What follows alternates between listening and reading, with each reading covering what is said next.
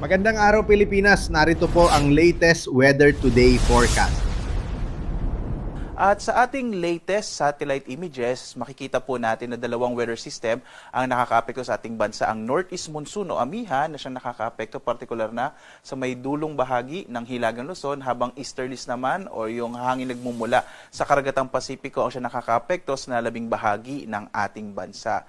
Makikita nga natin na unti-unti na humihina itong northeast monsoon o amihan. Ito po'y hudyat na ng papalapit na nga na panahon ng tagtuyo o tinatawag natin na dry season, kung saan makakaranas tayo ng warm and dry na panahon po sa mga susunod nga na araw at linggo. So posible po sa paparating na week na ito ay ideklara na nga ng pag-asa ang pagtatapos ng amihan at pagsisimula na ng panahon ng tagtuyo. Samantala, makikita po natin may mga kaulapan sa may bahagi ng Caraga, kasama rin po itong area ng Southern Luzon, Southern Leyte. So posible po makaranas ng mas malaking posibilidad ng mga pag-ulan sa bahaging ito ng ating bansa. Sa iba pang bahagi ng ating kapuluan, makararanas naman ng maaliwalas na panahon. Maaaring magpatuloy ito hanggang ngayong weekend at wala rin tayong minomonitor na anumang low pressure area sa loob at labas ng Philippine Area of Responsibility. Ibig sabihin, maliit yung posibilidad na magkaroon tayo ng bagyo sa mga sunod na araw. Posible po hanggang sa mga susunod na linggo. Dito nga sa Luzon, makikita po natin ang patuloy na epekto ng northeast monsoon, pero dito na lamang sa extreme northern Luzon, magdadala ng posibilidad ng pulupulong mahinang pag-ulan sa may bahagi ng Batanes at Babuyan Islands. Sa nalabing bahagi naman ng Luzon ay inaasahan natin ang generally fair weather, maaliwalas sa panahon pang mararanasan bagamat posible yung mga localized rain showers and thunderstorms sa dakong hapon hanggang sa gabi. Unti-unti na nga tumataas yung naranasan natin na agwat ng temperatura. Sa Lawag, nasa 22 to 31 degrees Celsius. Sa Baguio naman, nasa 15 to 21 degrees Celsius. Sa Metro Manila, 23 to 31 degrees Celsius. Habang sa Tuguegarao, 21 to 32 degrees Celsius. Sa Tagaytay naman, 20 to 29 degrees Celsius. Habang sa Legazpi, sa bahagi ng Bicol area, 23 to 31 degrees Celsius. Dito naman sa Palawan, Visayas at Mindanao, sa may bahagi ng Kalayaan Islands at Palawan, makararanas sa mga localized rain showers and thunderstorms.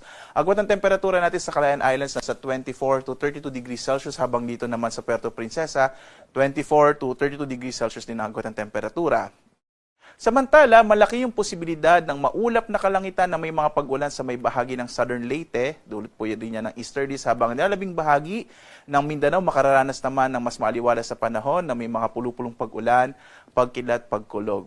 Agwat ang temperatura natin sa Iloilo, 24 to 31 degrees Celsius. Sa bahagi ng Cebu, 24 to 31 degrees Celsius, habang sa Tacloban, 24 to 32 degrees Celsius.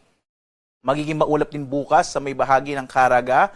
Ito ay dulot din itong easterlies, pero hindi naman ito inaasahan magdudulot ng mga tuloy-tuloy na mga pag-ulan. Sa ibang bahagi ng Mindanao, makararanas naman ng mas maaliwalas sa panahon na may mga pulupulong pag-ulan, pagkilat, pagkulog, dulot ng mga localized thunderstorms. Agwat ang temperatura natin sa Zamboanga, nasa 24 to 32 degrees Celsius. Sa may bahagi ng Cagayan de Oro, 24 to 31 degrees Celsius. Habang sa Davao, 24 to 33 degrees Celsius.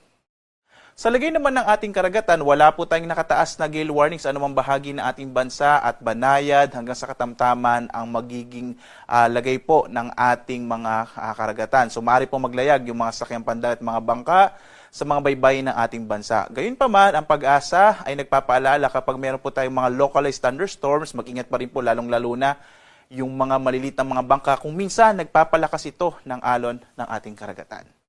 At narito naman natin inaasang magiging lagay ng panahon sa mga susunod na araw hanggang Martes po. Dito sa may area ng Luzon, sa Metro Manila, Baguio at dito sa may area ng Legazpi City, makikita po natin generally fair weather mararanasan sa mga susunod na araw. Mga localized thunderstorms ang maaring maranasan sa hapon hanggang sa gabi. Agwat ang temperatura sa Metro Manila in the next sa 3 days po na ito na outlook natin, 23 to 32 degrees Celsius. Sa Baguio naman, nasa 15 to 23 degrees Celsius, habang sa Legazpi, 24 to 33 degrees Celsius. Dito naman sa Kabisayaan, makikita rin po natin na generally fair weather at mga localized thunderstorms ang mararanasan sa malaking bahagi ng Kabisayaan. Sa Metro Cebu, nasa 25 to 32 degrees Celsius yung agwat ng temperatura. Sa Iloilo, 24 to 32 degrees Celsius, habang sa Tacloban, nasa 24 to 32 degrees Celsius. Habang dito sa Mindanao, inaasahan din natin ang mga localized rain showers and thunderstorms. Agwat ang temperatura sa Metro Davao, nasa 24 to 34 degrees Celsius. So medyo papainit na po yung panahon talaga dito sa ating bansa. Sa Cagayan de Oro naman, nasa 24 to 32 degrees Celsius, habang sa Zamboanga City, nasa 24 to 34 degrees Celsius.